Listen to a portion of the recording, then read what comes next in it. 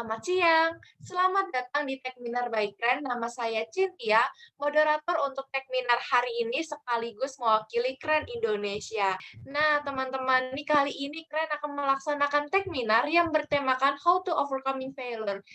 Nah, kegagalan dan hidup berjalan beriringan. Tidak mungkin menjalani hidup dan tidak menghadapi kegagalan satupun. Itulah mengapa sangat penting nih buat teman-teman kita semua yang ada di sini, kita akan belajar bagaimana sih kita cara mengatasi kegagalan dalam hidup. Tentunya akan kita bahas nih bersama panelis kita pada hari ini. Senang sekali nih sudah hadir ya bersama kita beberapa panelis dari berbagai pihak. Oke, kalau begitu akan kita kenalkan yang pertama. Yang pertama yaitu ada Pak Gunawan Wijaya selaku founder Pure Training and Consulting. Kita akan melanjutkan lagi untuk memperkenalkan narasumber kita yang kedua. Ini juga nggak kalah kerennya ya, yaitu ada Kak Nur Anugrah selaku psikolog and founder Generasi Cakap. Kita juga akan menyapa lagi narasumber kita, yaitu ada Kak Dia Nurayu Kusumawardani, MPSI selaku psikolog. Kita akan menyapa lagi narasumber kita yang terakhir, tapi nggak kalah kerennya. Ini ada dari Pak Bagus Arinugraha, MPSI, psikolog dari psikolog PIP Unpad. Oke, kalau begitu kita akan lanjut nih ke sesi yang kita tunggu-tunggu, yaitu sesi presentasi. Maka dari itu, yang pertama saya ingin mengundang Pak Gunawan Wijaya selaku founder Training and Consulting. Untuk waktu dan tempatnya saya persilakan. Baik, terima kasih. Selamat siang semuanya. Hari ini temanya yang akan dibawakan ini terkait dengan how to overcoming failure. They fear what they don't understand. Ya, kita semua ini takut akan hal-hal yang kita tidak benar-benar mengerti. Ketika kita bilang kita nggak mau gagal, kita nggak suka gagal, dan kita belum pernah mengalaminya, baru kita katanya nggak enak, katanya begini, katanya begitu. Saya nggak nyampe tujuan saya, berarti saya gagal gitu ya. Jangan-jangan kita belum paham betul siapa itu gagal, apa itu gagal, ya. Banyak keuntungannya. Justru ketika bicara tentang kegagalan, failure is useful. Kegagalan itu sangat berguna dan bermanfaat. Bayangkan kalau kamu nggak pernah gagal, apa yang akan terjadi? Sombong, itu pasti, gitu ya. Kemudian failure, yang kedua, teaches you to work harder. Kalau kita nggak pernah mengalami kegagalan, kita nggak pernah jatuh, kita nggak pernah kejedot, kita nggak pernah berusaha lebih. Kalau semua pintu itu gampang dibukanya, maka kita akan banyak penundaan. Hidup kita akan lebih slow motion, yang akhirnya nanti bisa terbalap sama orang lain. Bahaya ya. Nah, failure teaches the art of humility. Nah, ini mengajarkan tentang seni kepada seseorang. Failure nurtures flexibility. Kalau untuk hari ini, teman-teman yang tadi bilangnya sudah sering gagal, udah capek gagal, begitu ya, tapi ternyata otaknya belum fleksibel, belum ketemu cara jalan yang lain, hati-hati. Jangan-jangan kita tidak bisa memaknai kegagalan dan kita tidak belajar dari yang namanya gagal. Gitu ya. Kegagalan, failure, takes you outside your comfort zone. Jadi kalau hari ini kita tahu untuk mengembangkan diri kita, kita harus keluar dari zona nyaman, maka terimalah, gandenglah, dan rangkullah si kegagalan tersebut. Mari kita belajar dari seekor keledai yang jatuh di dalam sumur. Paham dengan maksud saya? Ketika ada kegagalan, ketika ada krisis, ini sangat tergantung dari respon kita. Kita mau menerimanya sebagai kegalauan, kesedihan yang terus-menerus sampai akhirnya kita tidak menemukan jalan keluar, atau kita mau memakai kegagalan itu sebagai jembatan, sebagai tanah, sebagai pijakan untuk kita keluar dari kemelut ini. Ketika kita tidak bisa menyadari bahwa kegagalan, permukaan hidup ini seperti tanah yang bisa kita injak untuk kita naik ke atas, maka kita nggak akan pernah bisa menerima apalagi menggandeng kegagalan. Ya, bukan berarti jadinya oke Kak, kalau gitu saya mau gagal. Nah, kalau buat saya silakan kalau mau gagal, tapi sebanyak-banyaknya dan secepat-cepatnya sehingga gagal hilang dalam kamus Anda. Yang ada adalah belajar, bukan gagal. Oke, saya tutup dengan satu quotes yang kami bikin bersama di Pure Training Consulting. Kita selalu mengatakan pengalaman itu nama gurunya, ya. Tapi dia bukan guru, dia akan menjadi guru kalau kita belajar. Ya, belajar action-nya, aksinya. Kesalahan itu mata pelajarannya, mata kuliahnya. Sukses itu bonusnya. Oke, baik. Terima kasih untuk Pak Gunawan ya tadi untuk pemaparan materinya. Sip, kalau begitu kita akan lanjutkan lagi. Udah pasti teman-teman juga makin nggak sabar ya menunggu presentasi yang kedua. Nanti kita akan dikenalkan lagi nih dengan presentasinya Kak Nur Anugrah selaku psikolog and founder Generasi Cakap. Untuk waktu dan tempatnya saya persilahkan. Baik, terima kasih semuanya. Salam kenal lagi. Ada dua aksis ya kalau konsepnya gitu ya.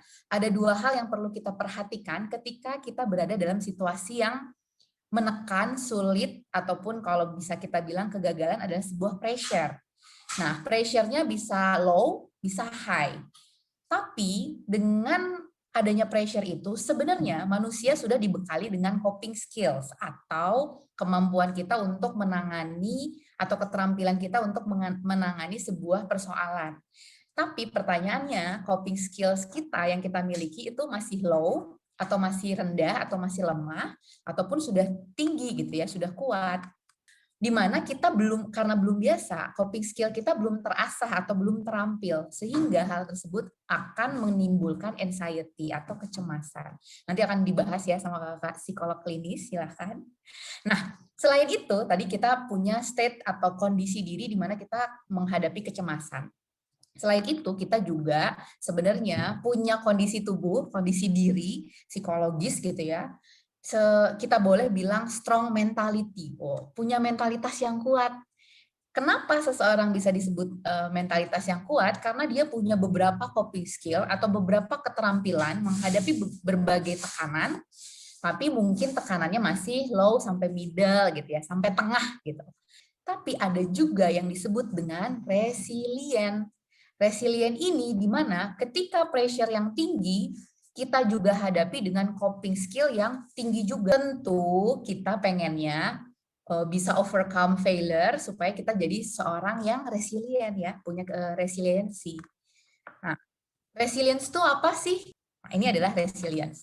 Resilience itu sebuah proses di mana kita menghadapi kesulitan, tapi tidak cuma itu, kita bisa bangkit dari kesulitan ataupun menyelesaikan ya setiap persoalan-persoalan yang sedang datang sama kita.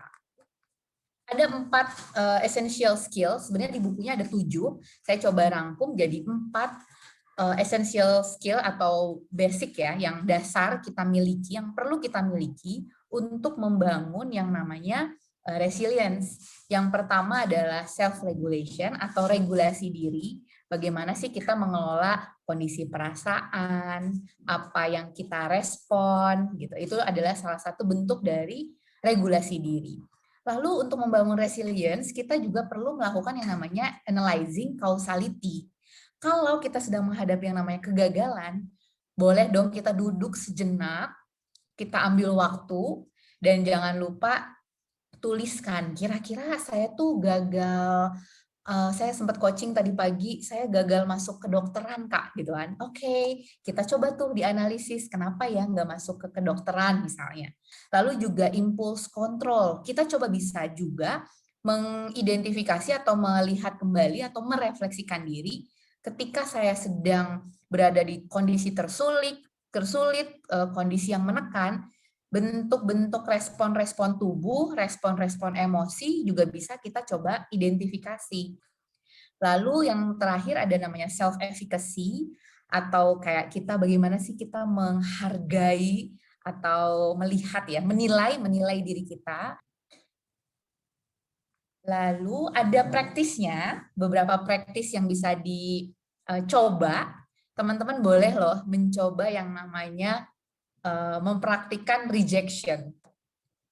Lalu ada evaluate action dan reflection attitude. Lalu selain itu adalah kita jangan lupa nih rajin-rajin belajar sesuatu yang baru. Lalu ada yang namanya take cathartic action.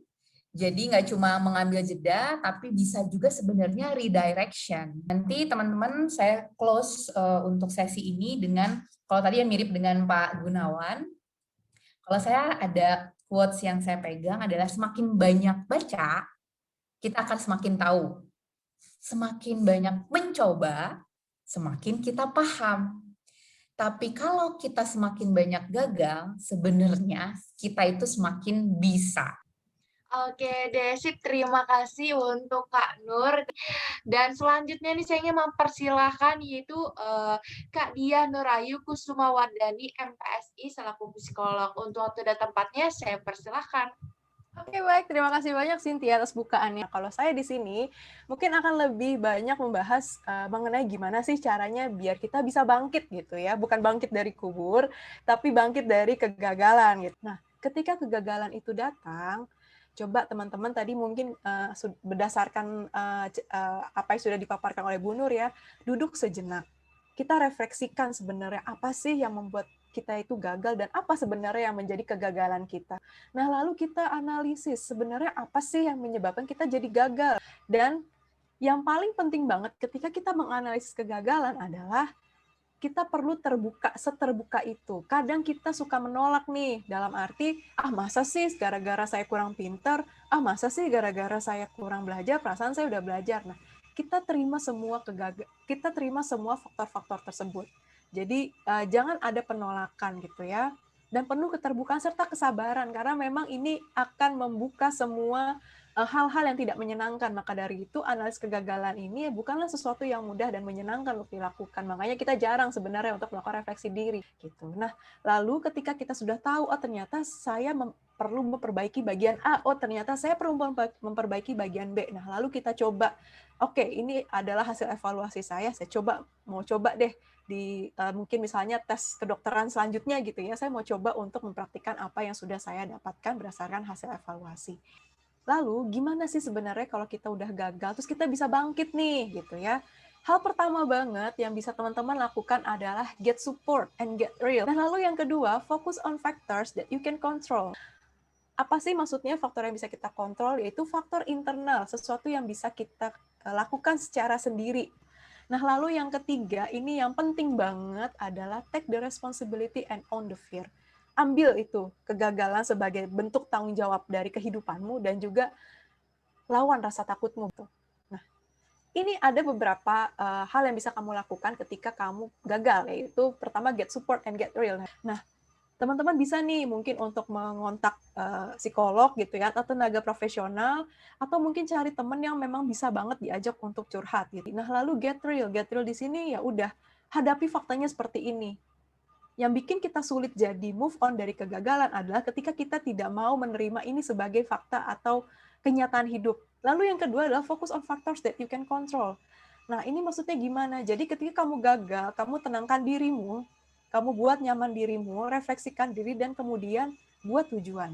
Nah, lalu bikin breakdown-nya, langkah-langkahnya mau seperti apa. Karena kalau misalnya kita membuat sebuah tujuan besar, tapi nggak ada langkah-langkah realistis, yang ini juga akan sulit. Teman-teman juga jadi bingung, ini gimana ya saya bisa menggapai apa yang saya ingin cita-citakan. Gitu. Lalu buat timeline. Jadi bikinlah tuh agenda dan juga deskripsi jelasnya, ini kapan mau dilakukan. Gitu. Dan bikin secara jelas juga indikator keberhasilannya apa. Dan jangan lupa juga untuk memprediksikan kembali hambatan dan juga kira-kira nanti solusinya seperti apa. Kira-kira seperti itu. Nah, lalu yang ketiga adalah ya on the fear gitu. Jadi ya ini yang harus kamu hadapi gitu. Gimana tuh caranya supaya kita bisa ambil tanggung jawab kita dan menghadapi apa yang kita takutkan, ya kita bisa pakai growth mindset gitu. Nah, di sini ada beberapa contohnya gitu. Jadi kita bisa melakukan analisis kegagalan, menerima tantangan, mampu untuk belajar hal baru, dan juga melihat keberhasilan orang lain sebagai inspirasi. Oke, dari saya itu saja. Terima kasih banyak.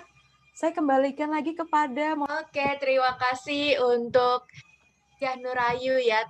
Oke deh, sip. Kalau begitu, wah, ini saya juga makin gak sabar juga ya. Ini kita akan mendengarkan presentasi yang terakhir, namun gak kalah kerennya juga ya. Ini ada dari Pak Bagus Adi Nugraha, MPSI, psikolog, selaku dari psikolog PIP Unpad. Untuk waktu dan tempatnya, saya persilakan. Ya, terima kasih banyak Cynthia dan juga terima kasih banyak untuk narasumber-narasumber yang lain. Kita akan bahas tentang the psychology of failure. Kegagalan itu adalah sesuatu yang baik, sesuatu yang bukan sesuatu yang buruk, bukan sesuatu yang jelek karena itu membuat kita menjadi lebih baik. Tapi tetap aja kita tuh benci banget sama kegagalan. Kita tuh berupaya sekuat mungkin untuk menghindari yang namanya gagal. Alasannya, yang pertama, kita bisa lihat akarnya itu dari root of survival. Maksudnya root of survival ini adalah kondisi atau secara biologis manusia itu pada dasarnya hidup untuk bertahan hidup. Gagal itu kita persepsikan sebagai sebuah kehidupan yang buruk. Artinya kenapa kita berupaya banget menghindari kegagalan atau kita takut banget sama gagal, karena akar survival di dalam diri kita tuh emang sudah ada. Nah, bagaimana sebenarnya itu berdampak kepada diri kita secara psikologis? Tentunya itu akan memberikan self-worth-nya kita. Untuk kita bisa bertahan hidup di dunia ini, kita harus punya nilai, atau kita harus punya kekuatan, atau kita harus punya power. Dan yang terakhir adalah pressure of success. Kalau ada beberapa penelitian terkait dengan kegagalan ini. Salah satunya dia menyebutkan penelitiannya bahwa kadang-kadang kegagalan ini tuh sebenarnya kita bawa hasil dari pressure dari lingkungan. Artinya apa? Ya lingkungan itu berharap bahwa kita harus sukses. Atau misalnya orang tua kita itu pernah mengalami satu kegagalan. Kemudian dia nggak pengen anaknya gagal lagi, kemudian ditekan tuh anaknya. Kamu tuh nggak boleh gini, itu tuh nggak menyenangkan loh. Pressure atau tekanan dari lingkungan yang membuat itu ngerasa bahwa kamu tuh harus sukses. Jadi seakan-akan hidup itu pilihannya adalah sukses itu baik, failure itu atau gagal itu adalah suatu hal yang buruk. Gagal itu membuat kita menjadi tahu, oh ternyata kemampuan saya tuh kurang gini ya, saya harus bisa memperbaiki hal itu tuh. Tapi, ada tapinya nih, ketika kita gagal untuk melihat sisi yang lebih positif atau sisi yang lebih baik dari kegagalan itu, maka barulah kita akan mendapatkan hal-hal negatif. Setelah kita gagal, pada umumnya biasanya kita suka ngelihat bahwa goal-goal yang mirip atau yang serupa dengan yang mau kita capai itu tuh terasa nggak bisa kita capai gitu. Lalu yang berikutnya adalah ability perception. Mendistorsi juga persepsi kita terhadap kemampuan kita ya sebenarnya. Terus kita mengembangkan keyakinan sesuatu yang tak helpless. Fear of failure. Nah, teman-teman sering dengar nggak ada istilah yang orang bilang, takut akan sukses, fear of success gitu ya. Setelah ditengarai ternyata dia itu adalah mensabotase diri karena saya takut. Jadi pertanyaannya adalah gimana sih cara sehat untuk kita merespon pada kegagalan? Yang pertama kita bisa merespon secara kognitif, dan secara kognitif ini berarti kita bisa fokus pada variabel yang bisa kita kontrol. Yang kedua adalah kita bisa melihat atau merespon itu dari sisi emosional. Yang kita lupa adalah kita punya self compassion sebenarnya. Artinya kalau misalnya bisa dilihat, menurut penelitian pun juga ada satu peneliti yang memang banyak membahas tentang self compassion. Praktisi self compassion ini sangat membantu seseorang untuk bisa bangkit dari kegagalan. Bagaimana kita menyayangi diri kita, bagaimana kita menerima diri kita apa adanya, kayak gitu. Yang pertama kita harus mindful. Lalu yang kedua adalah common humanity. Common humanity artinya bahwa Anda ini bukan orang paling buruk, bahwa Anda ini bukan orang paling bodoh. Dan yang terakhir adalah act of kindness. Act of kindness itu pada siapa sih? Pada diri sendiri ya. Sekian dari saya, terima kasih banyak. Saya kembalikan sama moderator kita. Oke, Desip, thank you banget pemaparan materinya, Pak Bagus.